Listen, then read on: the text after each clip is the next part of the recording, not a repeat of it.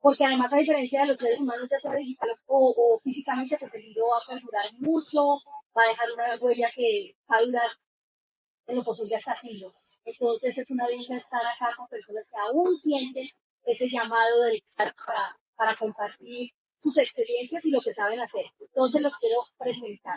A mi lado están dos maravillosas, se llaman Jenny Willes Giraldo y Luzari Rendón, que nos traen este libro, cuyo título seguramente a más de uno ya se nos había pasado por la cabeza, se llama Auxilio, no quiero trabajar.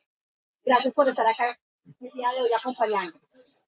También nos acompaña hoy una gran mujer, Ivania Murillo, que trae este libro que se llama Cristianas, Profesionales y Promiscuas. Me encanta mucho, de verdad, este libro me parece llamativo y es una forma, como ya dice, de entender de una manera más fácil la violencia de género, que desafortunadamente pues se vive tanto, no solo acá en nuestro país, sino en todo el mundo, lo vemos.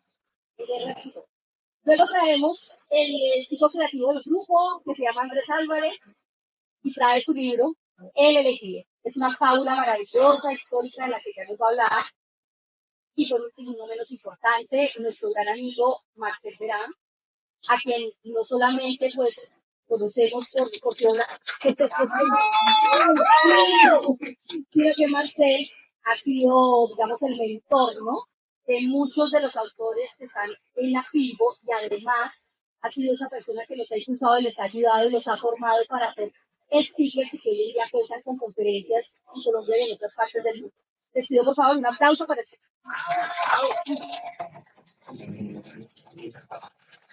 Bueno, entonces, quiero comenzar justamente contigo, Marcel, que nos traes este libro, Conviértete en speaker. Ha llamado mucho la atención, lo hemos visto en nuestro stand de autores independientes. ¿Por qué hace eso? Segundo hace eso. La verdad es que este libro viene del corazón de Marcel. Y yo quisiera que tú nos compartieras esta historia de esto no es solamente una guía, sino que es un sentimiento que nace de tu sentimiento y que decides plasmar en este libro. Entonces cuéntanos cómo nace Conviértete en Speaker. Gracias, Diana. Bueno, Conviértete en Speaker a mí me ayudó a conseguir trabajo. Cuando estuve un año desempleado fue una época bastante complicada para mí. Y hablar en público, que es una habilidad que ya había desarrollado, realmente me abrió muchísimas puertas. Lamentablemente no todas las personas saben cómo hacerlo de una forma adecuada, porque tenemos mucho para decir. El tema es que no sabemos cómo hacer, o qué estructura siquiera está para organizar la información. Y si bien yo me dedico a ser mentor de autores, no a ser, en verdad, no formo conferencistas, tengo una particularidad que a mí me gusta mucho, soy muy analítico y soy muy estructurado, y me gusta encontrar siempre forma de hacer las cosas de una manera sencilla y efectiva. Entonces, cuando ayudé a mis clientes a convertirse en autores, me di cuenta que ya muchos lo eran, en verdad, conferencistas, pero podían tener alguna información adicional que les permitiera compartir la información de tal manera que pudieran llevar su mensaje a más personas y sobre todo, que esa es la parte que a mí especialmente me interesa, monetizar su palabra.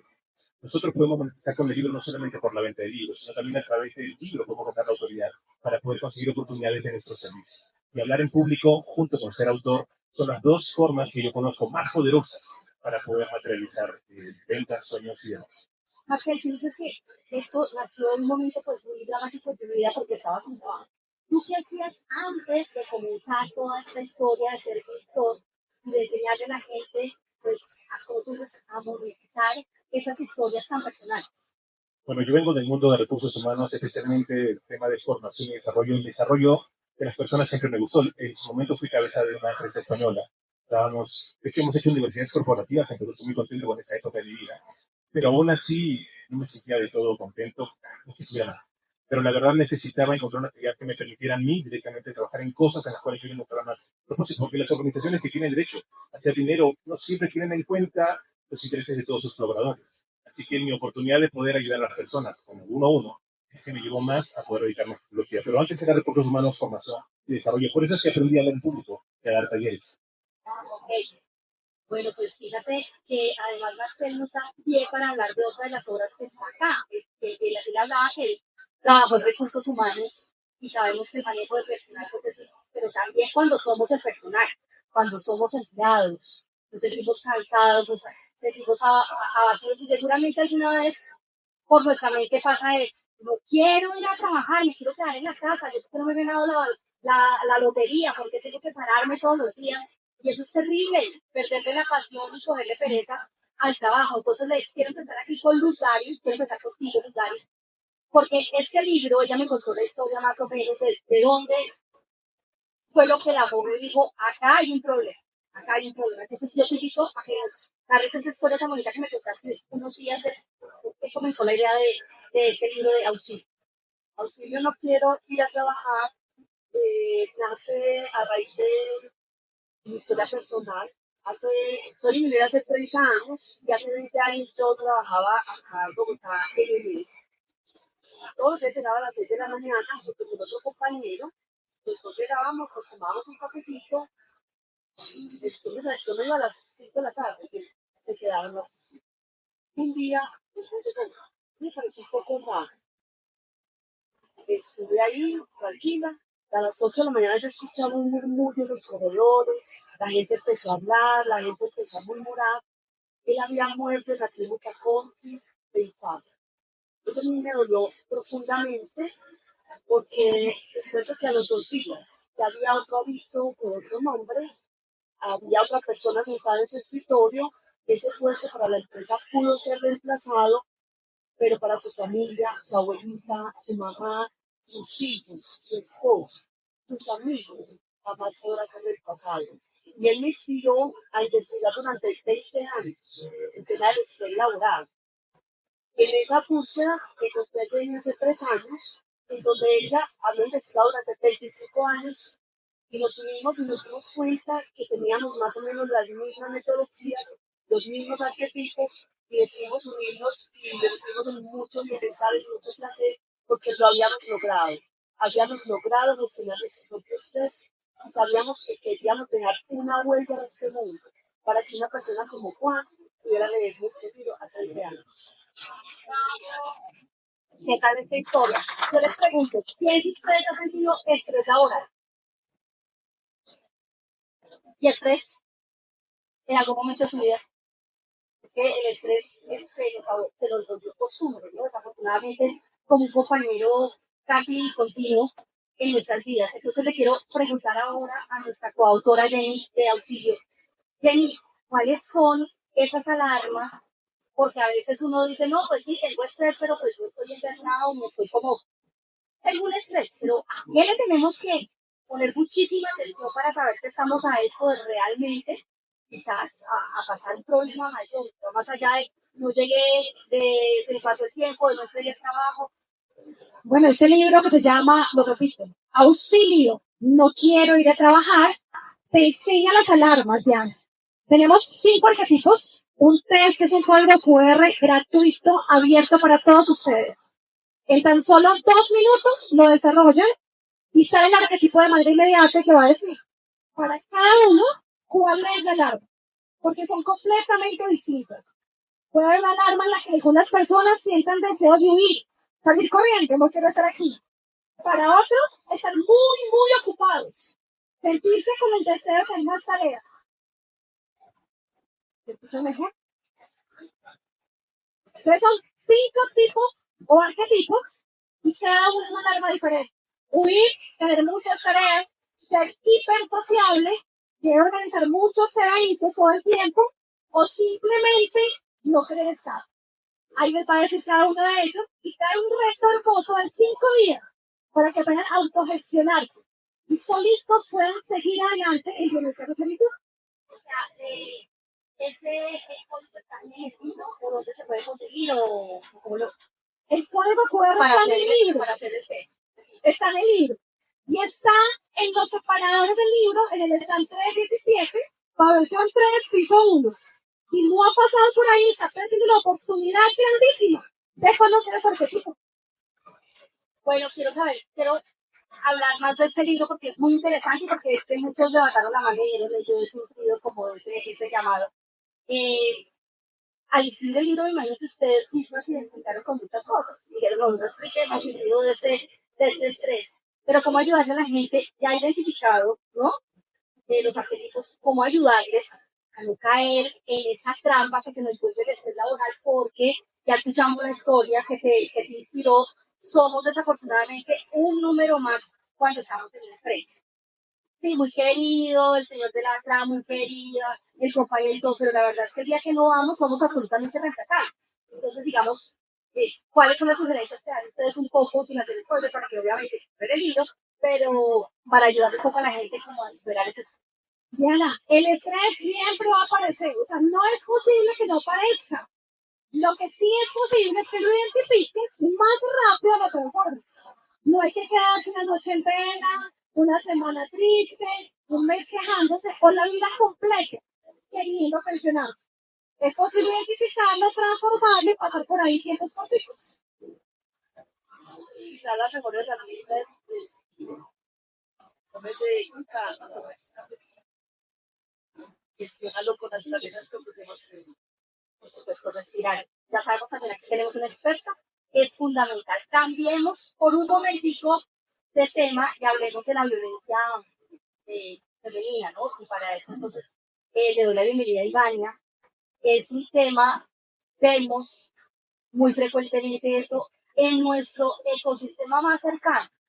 Si no es en nuestra familia, si no es incluso en uno mismo que ha sido víctima de violencia de cualquier tipo, no tiene que venir la violencia de nuestras parejas, de nuestros padres, puede ser una mala palabra, un insulto de un compañero de trabajo, puede ser el menosprecio de un jefe, en fin, pero yendo a otro, aumentando eso, vemos las mujeres siempre, digamos, son las que llevan, por decirlo coloquialmente, el punto, y ahora sí que estamos viendo esa violencia en las ciudades, antes era un tema de género, pero de campo, pero gracias a las redes nos damos cuenta que eso ocurre mucho en las ciudades y ni de hablar en los conflictos que estamos viendo ahorita en las guerras, todo lo que sufre la mujer, sobre todo porque la mujer, pues a mí no me gusta la palabra vulnerable, pero la mujer es vulnerable porque la violencia sexual se ejerce siempre en hombres y mujeres, se puede ejercer, pero mayormente en la mujer. Entonces, ¿por qué decidiste abordar este tema y hacer un libro sobre eso? Muchísimas gracias, Diana. Yo llevo 15 años, soy psicóloga de formación base y como psicóloga estuve expuesta, inclusive desde estudiante, a atender niños y niñas, pero sobre todo niñas, como bien nos dice, víctimas de violencia sexual, mujeres víctimas de violencia en las relaciones de pareja, como bien lo mencionas, la lamentable tasa de femicidios que sigue en aumento en nuestros países en Latinoamérica y la violencia en el hogar. Justo ahora que las compañeras hablaban de estrés, hay una estadística que tal vez las mujeres nos sintamos identificadas, y es que es la llamada doble jornada. Trabajamos en la oficina, a veces no queremos ir a trabajar y llegamos a nuestra doble jornada en la casa. Se estima que las mujeres trabajamos 30 horas a la semana en los cuidados del hogar. Eso implica cocinar, llevar a los niños y las niñas a la escuela, atender a personas dependientes como personas adultas mayores o personas con discapacidad, preparar la ropa, ir al súper, 30 horas. Y si alguien adivina cuánto invierten los hombres, les regalamos un libro. 10 minutos, 5, 10. Ay, no, vamos a tener que hablar más de violencia de género. No está tan mal. 7 horas. 7 horas. Estos son estudios de la OPE y de ONU Mujeres, donde han hecho estudios en diferentes partes de Latinoamérica. Entonces, mientras que las mujeres... Entonces, es como ahorita que ellos llegan del trabajo, saludan a los niños, les que ayudan mientras se llaman el trabajo. Es que mira qué interesante. Utilizamos el verbo ayudar cuando realmente somos corresponsables de las labores del hogar. Pero ellos lo ven como una ayuda. Como ayuda, como si yo me hubiera casado sola, como si yo hubiera decidido tener los niños sola, como si la casa fuera solo mía. Como si tocara agradecerles la ayuda. Así es. Entonces, realmente mi libro es un llamado a que entendamos las diferentes manifestaciones de la violencia, desde que somos niñas hasta que morimos, porque pareciera ser que nuestra vida como mujeres es una condición. Las mujeres no somos vulnerables, las mujeres estamos en una condición de vulnerabilidad. ¿Y cómo podemos salir de esa condición de vulnerabilidad? Entendiendo qué es la violencia de género, pero más importante aún, asumiendo la responsabilidad individual. Entonces el libro no solamente explica las diferentes manifestaciones de la violencia, sino que yo utilizo una frase que utilizaba mi abuelita, que después de que le pegaba, le regañaba a uno, le decía, eche para su saco.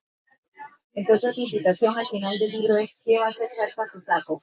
¿Qué vas a llevarte de esto que has aprendido?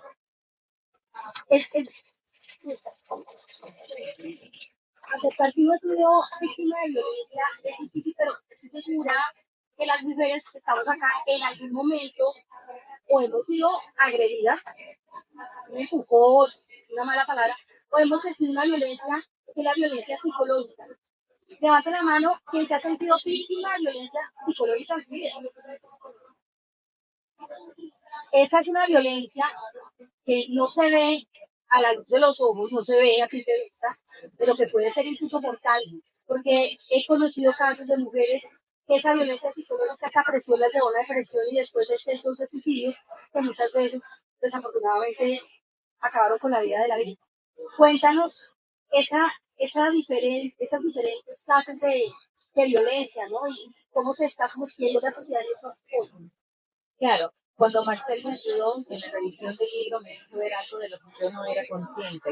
Y él me decía, Iva, cuando escribiste el libro, iba creciendo la violencia, ¿no? Porque empiezo hablando desde nuestra niñez hasta casos de femicidio. No fue consciente, pero probablemente tomé mucho de mi infancia, del pueblo en que crecí, del país del que soy, para poder retratar las diferentes formas de violencia. Entonces, Diana, somos víctimas de violencia desde que nos dicen, por ejemplo, uy, ¿qué es, niño o niña? Y es niña, uy, pobrecita, va a venir a sufrir, y pobrecita. Y luego llegamos a nuestro despertar psicosexual, viene nuestra primera menstruación y empezamos a ser objeto de deseo y empezamos a ser víctimas del acoso callejero. Y en el peor de los casos, víctima de abuso sexual. Se estima que 7 de cada 10 niñas o niños han sufrido algún tipo de acoso o de violencia sexual. Y luego pasamos a nuestra vida adulta y llegamos al ambiente laboral y sufrimos discriminación por nuestra condición de género, porque decidimos o no decidimos ser mamá. Y luego, las que tengamos la oportunidad de pasar de los 40, 45, empezamos además a tener una discriminación que llamamos edadismo. Entonces ahora, como decía mi abuelita, se junta el hambre con las ganas de comer, porque entonces somos mujeres y somos viejas. Y entramos en otro ciclo de violencia. Y no es, mi libro no es expuesto o escrito desde el lugar de víctima, está escrito desde el lugar de protagonista.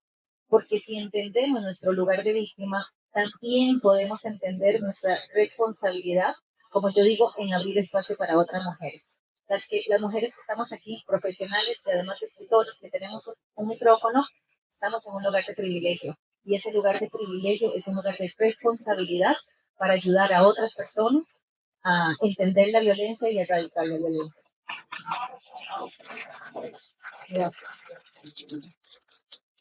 Nos alejamos un poco, solo por unos instantes de este tema y vamos a soñar con esta fábula maravillosa que se llama El elegido, que es acá, como hemos elegido antes, Álvarez, que además pues, es un género precioso, ¿no? La fábula es imaginación pura y dura. Entonces, Andrés, quisiera que nos contaras también, empezamos por la emotividad de cada obra. Me contaste también hace unos días, ¿no? Que esto tiene un porqué.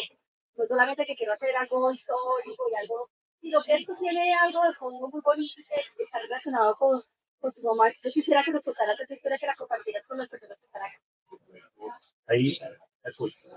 Bueno, la historia realmente viene de esto. Mi mamá toda la vida fue muy lectora, positiva, berraca, y desde que yo tenía por ahí 18 años me regaló un libro de Ocmantino, que era una historietita que dejaba enseñanza, el vendedor más grande del mundo.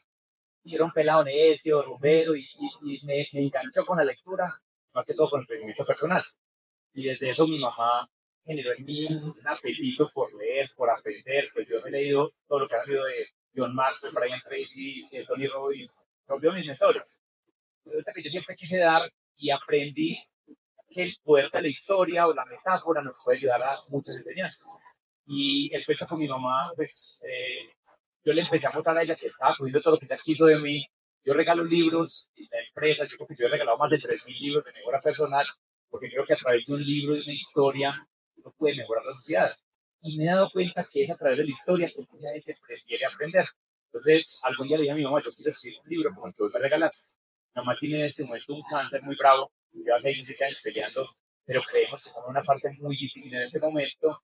Y el sueño era acabar el libro, mientras ella todavía está acá con nosotros para agradecerle, porque creo que fue como ese empujoncito que ella me dio, que me llevó a lograr un montón de cosas. Entonces, realmente lo logré. Les contaba pues que uno de los momentos más lindos de mi vida fue cuando se lo entregué con la dedicatoria, lo abrazó y empezó a llorar. Pues un momento que yo digo, esto vale la pena todo. O sea, uno lo hace por las ventas, uno lo hace por tocar vidas. Y toqué la vida de la persona que más me motivó en la vida, que es mi mamá, para salir adelante en todo. ¿Cómo te llama tu mamá? Mamá Melga Restrepo. Pues ese aplauso para doña Melba, porque gracias a ella tenemos un auto. Aquí lo dices. Hablas de la transformación personal para cumplir los sueños, lograr la paz interior y la felicidad. Ese es tu retrato de tu libro. Cuéntanos un poco de la historia y lo que nos está, y cómo esta historia nos enseña justamente esto de transformación. Que Bueno, es el elegido. entonces empezó, pues, realmente es una historia, me metí mucho a estudiar la historia de la llegada de los españoles a Colombia, o sea, con los Jiménez de Quesada y toda esa historia, entonces hay personajes reales en esta historia, y realmente es una historia de transformación porque el personaje principal, Lucas, llega en busca del tesoro del dorado, como llegaban todos en esa época a este continente, y finalmente termina solo en la selva y se encuentra con los muistes, y ahí arranca un periodo de transformación donde el hombre va con su riqueza material, pero recibe dos enseñanzas de vida que realmente terminan siendo su tesoro. Ahí va más o menos un resumen express y va muy ligado, como si ustedes ven en la carátula y esta cruz que yo tengo acá, es la cruz andina. Cada esquinita de esta cruz es uno de los principios. Y va arrancando pues solamente con tener una visión de vida, algo que nos sale todos los días a hacer más, a crecer. Entonces va dando la vuelta y la mejora continua, las relaciones personales, se va volviendo un poco más espiritual y empieza a hablar de actitud, de amor propio, y termino con algo que mencionaban ahorita ustedes, la respiración, la meditación, finalmente el agradecimiento, y lo que todos buscamos es la felicidad. Realmente el éxito en la vida, si a todos nos preguntan, siempre todos queremos felicidad independiente del dinero, de la familia, queremos ser felices. Entonces, todo el libro narra esta historia, es una fábula, es una historia completa, y finalmente el hombre llega a esta realización de todos esos principios. Andrés, ¿y por qué elegiste el tiempo de la narración de la historia, digamos, en aquella época del pasado, y no hiciste algo contemporáneo, algo actual? No, la verdad, como que siempre, desde muy pelado, yo fui a Guatavita, que apasionado con la historia del tesoro del dorado, y como que algún día dije, quiero contar una historia que conecte con él, que esté más una personalidad a buscar el tesoro, que vinieron a buscar tantos. Entonces, toda la vida tuve la pasión con la historia y la historia de Colombia. Entonces, creo que de esa manera presento a mi país, presento esta historia de verdad de la conquista, de cómo fundaron Bogotá, y a la vez conecto con esas enseñanzas que siempre quise dar. Creo que conectaba mucho esa búsqueda del tesoro material y finalmente llevar un tesoro mucho más grande que es cómo ser exitoso en la vida, porque el dinero viene y va, pero tus principios de crecimiento, de éxito y de felicidad no los cambian nada. Gracias, Andrés. Ahora volvemos con Marcel y le preguntamos a Marcel cómo nos volvemos speaker. ¿Cómo hacemos como tú? Nos vamos a volver speaker y vamos a monetizar. ¿Cómo lo hacemos? Bueno, todo comienza del primer paso, ¿no? El primer paso en mi caso fue empezar a buscar oportunidades para hablar en público. Y lo hacía terrible. Lo hacía terrible. Para eso soy yo. Pero lo seguía haciendo. Y lo importante es hacerlo continuamente si vas mejorando. Y la práctica no tiene competencia. Pero yo confieso algo más. Como yo soy, a ver, están las personas aventureras, observamos a los que son aventureros. Yo soy los que observan a los que son aventureros y encuentro las buenas prácticas de los aventureros, de las personas que destacan, y veo la forma de aplicarlas en mi vida. En mi caso, como yo soy un fan de la música, especialmente música heavy metal melódico que no es comercial, pero si ustedes buscan este tipo de música, los cantantes y vocalistas se paran frente a la audiencia y hacen un show increíble, composiciones de poder, captan la atención, de las famosas señalar al público, son cosas que ayudan a captar mucho la atención. Y lo que quiero llegar es que entiendo estos cantantes de música, de este tipo de música. Así como conferencistas encontré que habían ciertas posturas y posiciones y palabras que utilizaban y que repetían continuamente. Que cuando uno las hace con mucha frecuencia, ya parecen naturales. Así que yo he buscado las oportunidades de practicar. Veía la forma de practicar forzándome, actuando el rol de conferencista. Y llegó un momento en que ya salió natural. O sea, ya te apropiaste de ese personaje y dejó de ser un personaje para ser parte de tu ser. Llegó a salir, es increíble, porque realmente hay una habilidad que se desarrolla por la repetición. Ahora, con hace algún tiempo que ya no hablo tanto del público, pero cuando lo hacía seguido, era tan fácil, siempre había nervios, pero era muy sencillo hacerlo porque ya lo venía repitiendo. Entonces, la respuesta a la pregunta, ¿cómo no somos conferencistas? Hay que lanzarse a la piscina, confiar en el proceso, pero si tienes un plan, como lo que plantea en el libro, es mucho más rápido. Bueno, les quiero hacer una pregunta aquí. Hay unas personas de la primera fila. Tú, ¿De qué hablarías tú? Sí, ¿de qué hablarías en público? Pregunta. Auxilio, sí. Sí, claro, escucho.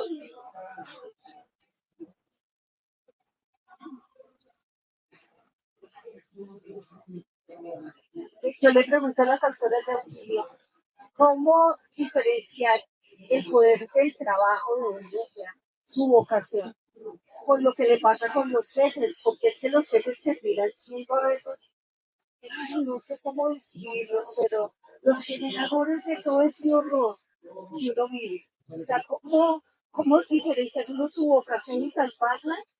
¿Cómo asesinar a los jefes sin salir incluido? Pero quiero decirle Hay que una la película persona de que eso. acaba de hacer la pregunta se llama Adriana Villamari, corresponsal de Univisión acá en Colombia.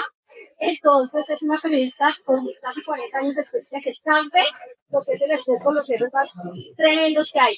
Por eso la pregunta. Me encanta tu pregunta. Es una pregunta. Lo primero, nuevamente, respirar, solamente ponerse los zapatos de compasión. Cuando uno es capaz de ver este ser humano que está viviendo, que les ha tapado en los argentinos, que es una cosa que a veces está haciendo la persona que llama el consolador, yo lo reconoce porque es mucho la frase de vecina, de la pilla, eso es muy importante. Las personas se trabajan incansablemente quizás usted no mantiene uno también simplemente dice despido, recibo el trabajo y lo hacían. Eso muchas veces. Bueno, en el libro realmente hay muchas herramientas, pero te hablo de manera general, pero depende mucho de tu arquetipo. ¿Cómo vas a resucitar esa tarea que te está poniendo tu jefe? Quizás controlado según lo que te funciona, ¿cierto? Pues no sé si nos quiera decir.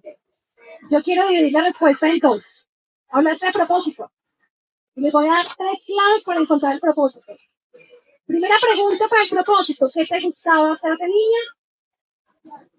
¿Qué disfrutabas muchas horas y se pasaba el tiempo sin darte cuenta? Y tercero, ¿qué puedo hacer de manera fácil y sencilla? Es el propósito para mí. Y segundo, el problema no es el jefe. Porque lo que me estresa de un jefe, me estresa de un amigo, me estresa de mi pareja, me estresa del vecino, es exactamente igual. A quien le estresa, eso es a mí. Y por eso soy yo quien se hace el cargo. Conozco el arquetipo, identifico de dónde viene y lo gestiono. Para que hagan lo que haga el otro, yo sigo en bienestar y plenitud. Y aprovecho para preguntarles qué enfermedades significan ustedes que se originan de ese estrés laboral. ¿Qué enfermedades se originan? Aparte de la depresión, pues, en realidad el cuerpo habla, Diana, de todo lo que te pasa. Entonces la pregunta sería, ¿qué está sintiendo tu cuerpo? Más allá de la enfermedad. La respuesta está en el cuerpo que hace las alertas de lo que tu mente está pensando y sintiendo. Y esa respuesta sí le pertenece a cada uno. Eso es y muchas personas, muchas de las que han estado, por ejemplo, incluso si nos vamos más atrás a la época de purga de la mano. Sabemos, hemos hablado varias veces de cómo el cuerpo realmente no materializa ese estrés y luego se nos vuelve migrañas, se nos vuelve hipertensión, y en algunos casos quizás se vuelve cáncer, ¿no? Muchos médicos dicen, pues la persona muy sana desarrolló esto, tuvo estrés, pero el estrés es como el común denominador. Quiero, antes de llegar a eso, yo estaba pasando a Marcel y les iba a preguntar a ustedes, ¿quién ha pensado, bueno, yo quisiera hacer speaker? ¿Y saben el tema? ¿Cada uno sabe el tema? La hiciste, déjenme adivinar. De respiración consciente. ¿Y tú? Proyecto de vida. Marcel, ¿cómo escoge uno, cómo sabe poder uno de lo que podría hablar?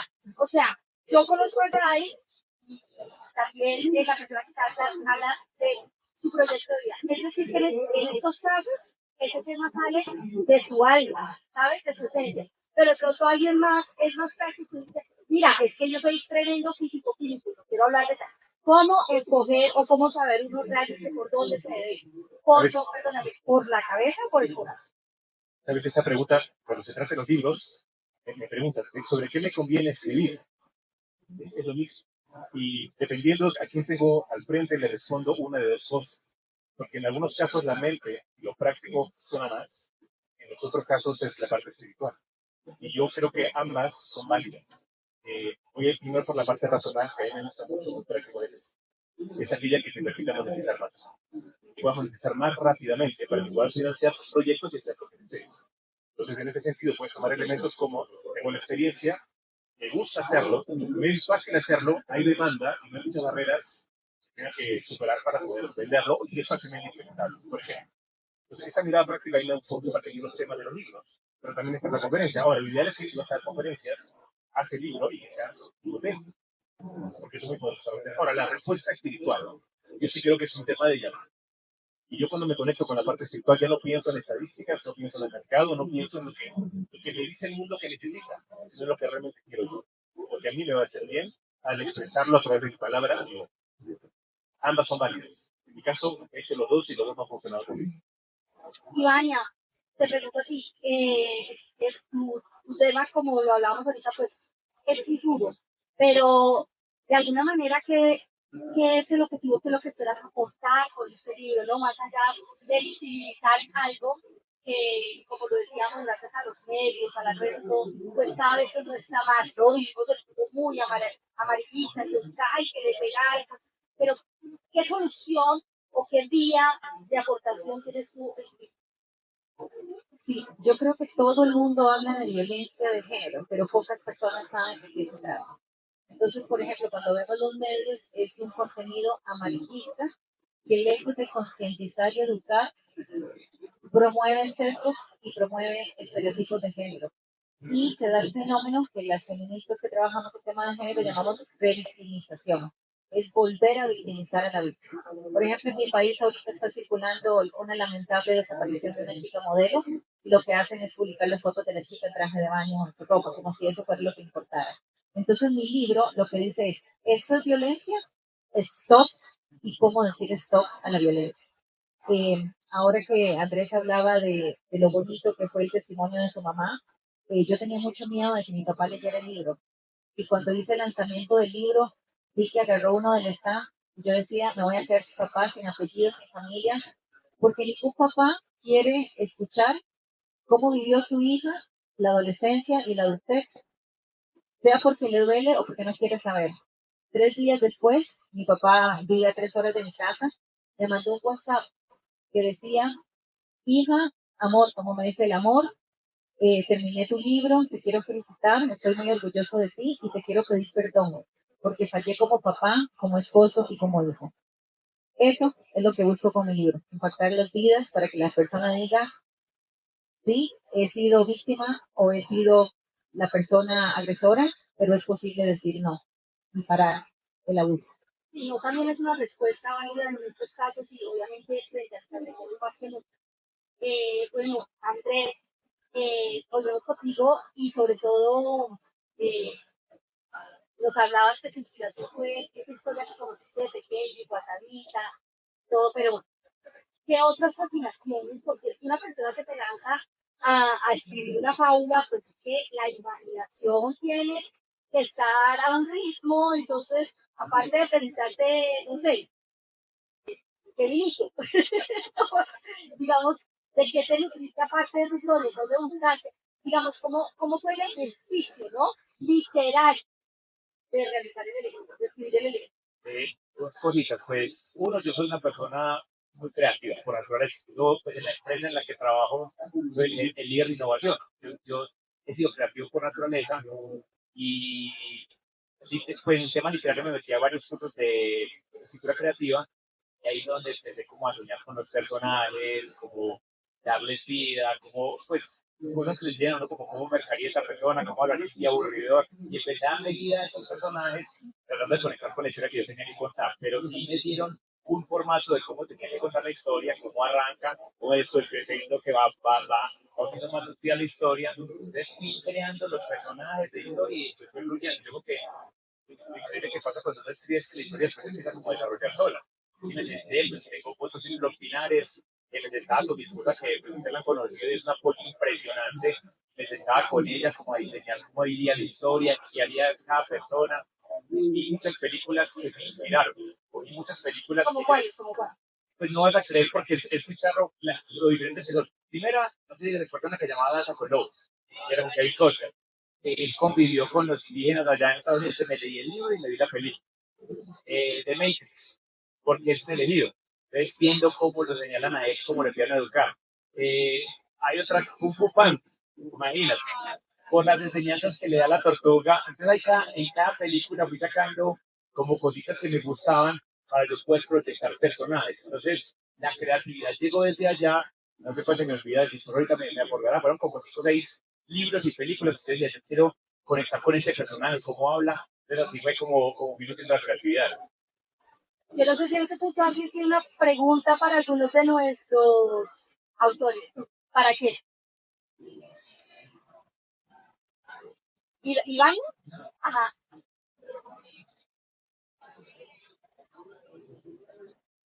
Sí, gracias.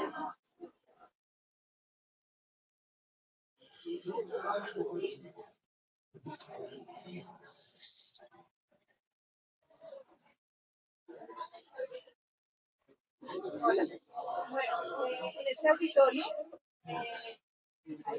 solo una niña. Y para mí es importante, porque ella está muy pequeña, como ella ponerlas, poder decir no sin sentirse culpable, sin sentir que no sabe si eso está bien o está mal. ¿Cómo deberíamos ayudar a los jóvenes a este momento de adolescencia? Muchísimas gracias por tu pregunta.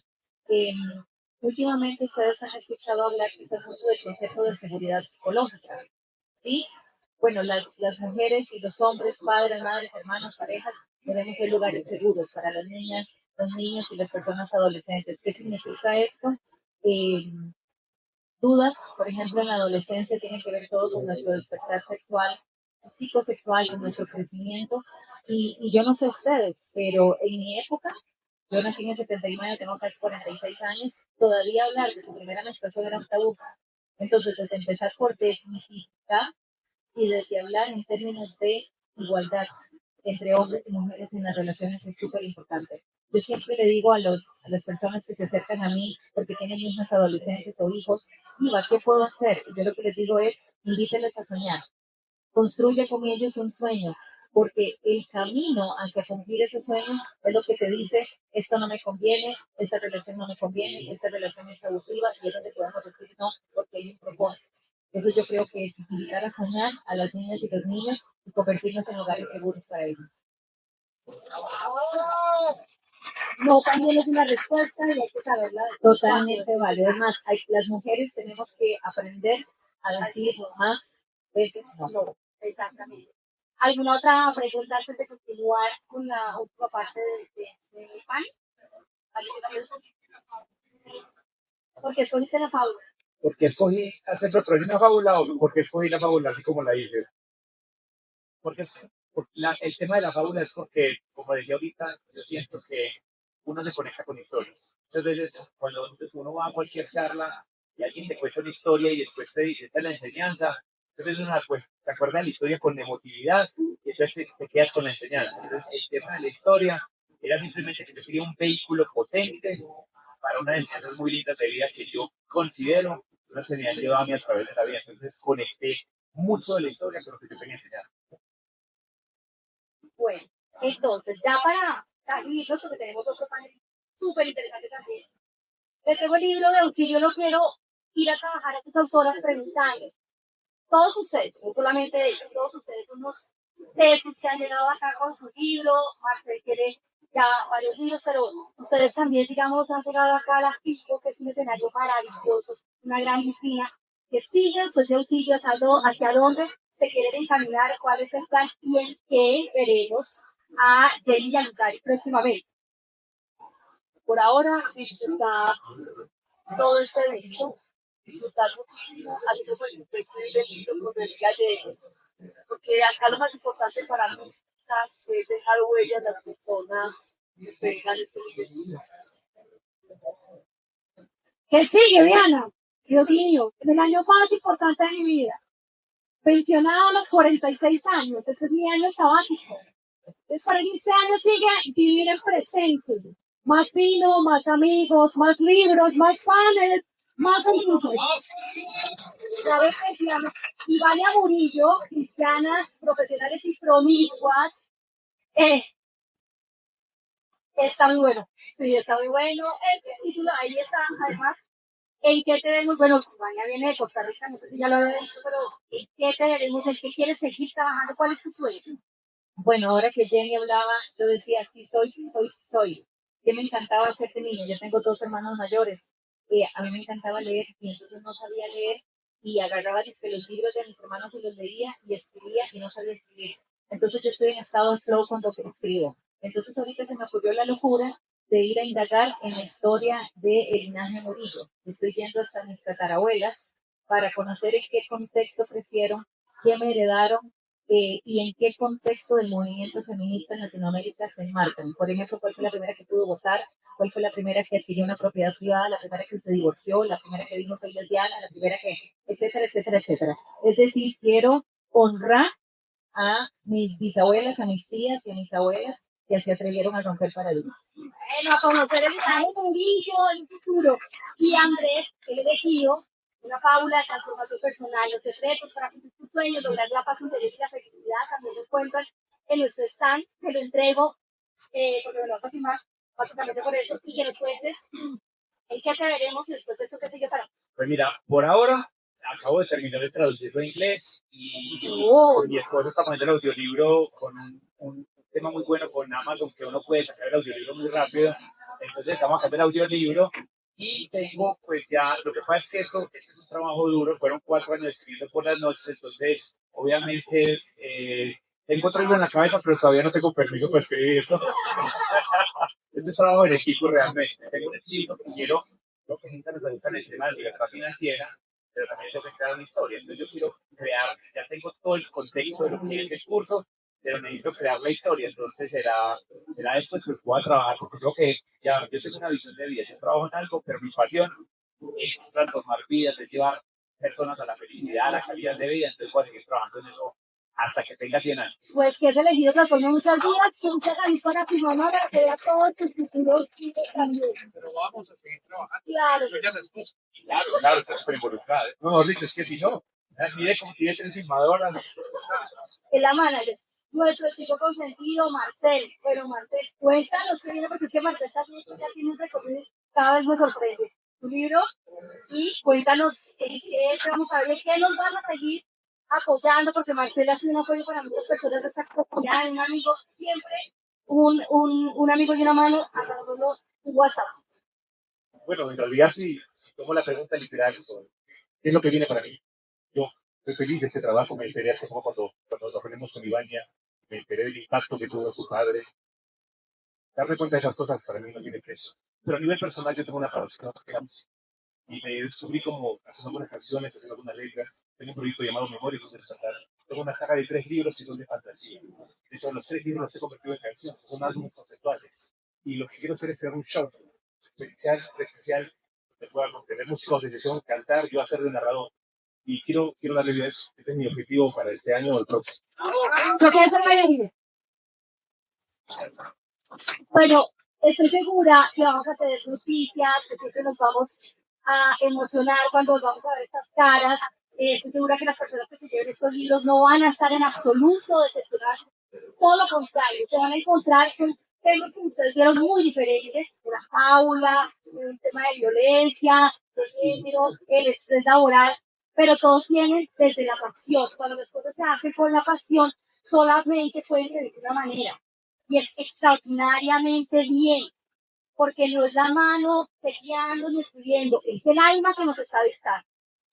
Gracias porque somos una comunidad, gracias a las personas que asistieron, gracias a las personas que nos han dado un clic, que nos han compartido el link, que le han dicho a sus amigos vayan a la Feria del Libro, pasen por el pabellón 3, por el stand 317 que allá hay ni más ni menos que actores independientes. Se necesita coraje en este mundo para ser independiente en cualquier escenario.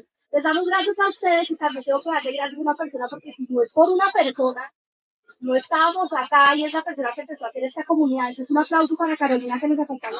Saludos para Carolina. Ella es el común denominador de nuestros sueños, entonces te permita seguir inspirando a la gente para eso. Muchas gracias a ustedes, que sigan disfrutando de la Feria del Libro, que se lleven muchas cosas a su casa y recuerden, debemos celebrar cada vez que haya publicado un libro como si naciera un ser humano, porque será para la eternidad. Gracias por su tiempo. Diana, muchas gracias para ti también, Diana. Un aplauso para Diana. Grande pregunta, gracias, Diana. Fotos.